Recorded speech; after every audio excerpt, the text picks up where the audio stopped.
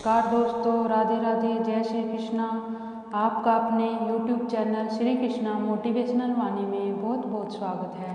आज मैं आपके लिए लेकर आई हूँ होली की एक संपूर्ण पौराणिक कथा। चलिए शुरू करते हैं। जय श्री राधे, जय श्री कृष्णा। होली भारत का एक अत्यंत पवित्र, प्राचीन और आध्यात्मिक महत्व वाला पर्व है। यह केवल रंगों का त्यौहार नहीं, बल्कि भक्ति, आस्था, प्रेम और धर्म की विजय का प्रतीक है।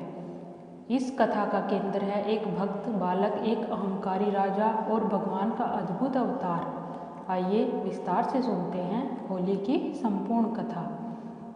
प्राचीन काल में दैत्य कुल में एक अत्यंत शक्तिशाली असुर राजा उत्पन्न हुआ, हिरण्यकश्यप। उसका भाई हिरण्याक्ष पहले ही भगवान द्वारा मारा जा चुका था। इस कारण वह भगवान विष्णु से घोर द्वेष रखता था।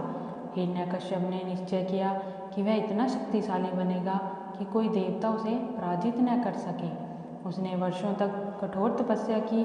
उसकी तपस्या से त्रिलोक कांप उठा। अतः सृष्टिकर्ता ब्रह्मा प्रकट हुए और वरदान मांगने को कहा।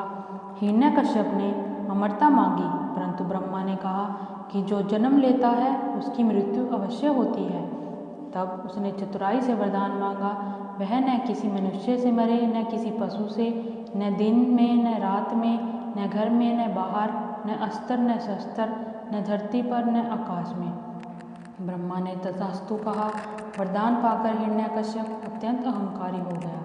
उसने स्वयं को ही ईश्वर घोषित कर दिया। वरदान के बल पर उसने स्वर्गलोक पर आक्रमण किया। देवता भयभीत हो गए। उसने सभी को आदेश दिया, अब से कोई भी विष्णु का नाम नहीं लेगा। मेरी पूजा होगी।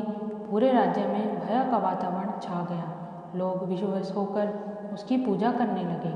हिरण्यकश्यप ने के घर में एक पुत्र का जन्म हुआ, प्रहलाद। बालक प्रहलाद जन्म से ही भगवान विष्णु के परम भक्त थे। कहा जाता है कि जब उनकी माता गर्भवती थी तब उन्होंने ऋषि नारद से भगवान की कथा सुनी थी। वही संस्कार प्रहलाद के हृदय में बस गए। बचपन से ही वह ओम नमो नारायण का जप करते रहते थे। हिरण्यकश्यप ने प्रहलाद को शिक्षा हेतु गुरुकुल भेजा। वहाँ उन्हें राजनीति, युद्ध कला और दैत्य धर्म सिखाया गया। एक दिन जब प्रहलाद से पूछा गया, राजकुमार आपने क्या सीखा? उन्होंने उत्तर दिया, सबसे उत्तम शिक्षा है भगवान विष्णु की भक्ति। यह सुनकर गुरुओं के होश उड़ गए। बात राजा तक पहुँची। हिरण्यकश्यप ने क्रोधित होकर पूछा, प्रहलाद तुम्हें यह विष्णु भक्ति किसने सिखाई? प्रहलाद ने शांत स्वर में कहा, पिताश्री, भगवान सर्वत्र है, वही सच्चे ईश्वर हैं। यह सुनकर हिरण्यकश्यप का क्रोध भड़क उठा। उसने निश्चय किया कि यदि पुत्र मेरी आज्ञा नहीं मानता तो उसे जीवित रहने का अधिकार नहीं। हिरण्यकश्यप ने प्रहलाद को मारने के अनेक प्रयास किए। हाथियों से कुचलवाया, विषैले सर्प के बीच डाला गया, पर सर्पों ने कोई हानि नहीं पहुंचाई। ऊंचे पर्वत से गिराया गया, परंतु वे सुरक्षित रहे।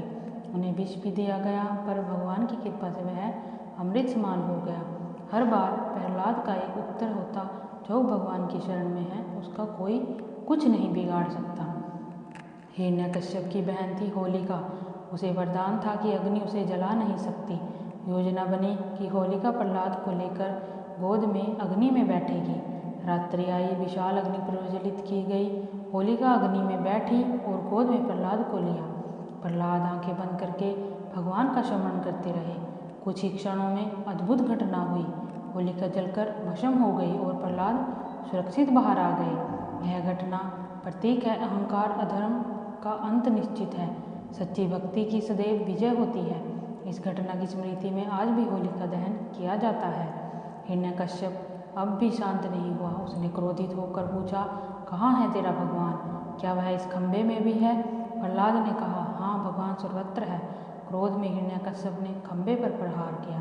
तभी खंभे से भयंकर गर्जना हुई और विष्णु भगवान ने नरसिंह अवतार धारण किया। नरसिंह आधे मनुष्य आधे सिंह। संध्या का समय था, न दिन न रात। महल का द्वार था, न घर न बाहर। भगवान ने हिरण्यकश्यप को अपनी जांघ पर रखा। न धरती न आकाश, नखों से उसका वध किया, न अस्त्र न शस्त्र। इस प्रकार ब्रह्मा के वरदान की मर्यादा भी बनी रही और अधर्म का अंत भी हुआ। अगले दिन प्रहलाद की विजय का उत्सव मनाया गया। लोग आनंद से रंग खेलने लगे। समय के साथ यह परंपरा रंगोत्सव में बदल गई।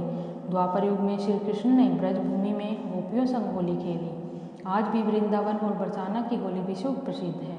बरसाने की लठमार होली और वृंदावन की फूलों की होली भक्तों को आध्यात्मिक आनंद देती है। होली केवल रंगों का त्यौहार नहीं बल्कि धर्म, प्रेम और भक्ति की विजय का प्रतीक है। जब भी होलिका दहन हो, अपने भीतर के क्रोध, अहंकार, ईर्ष्या और द्वेष को भी अग्नि में अर्पित करें और अगले दिन रंगों की होली खेलते समय प्रेम, सद्भाव और भाईचारे का संदेश फैलाएं। धन्यवाद दोस्तों। अगर आपको मेरी वीडियो अच्छी लगी हो तो चैनल को सब्सक्राइब करें और बेल आइकन दबाएं। बोलिए प्रेम से होली की जय।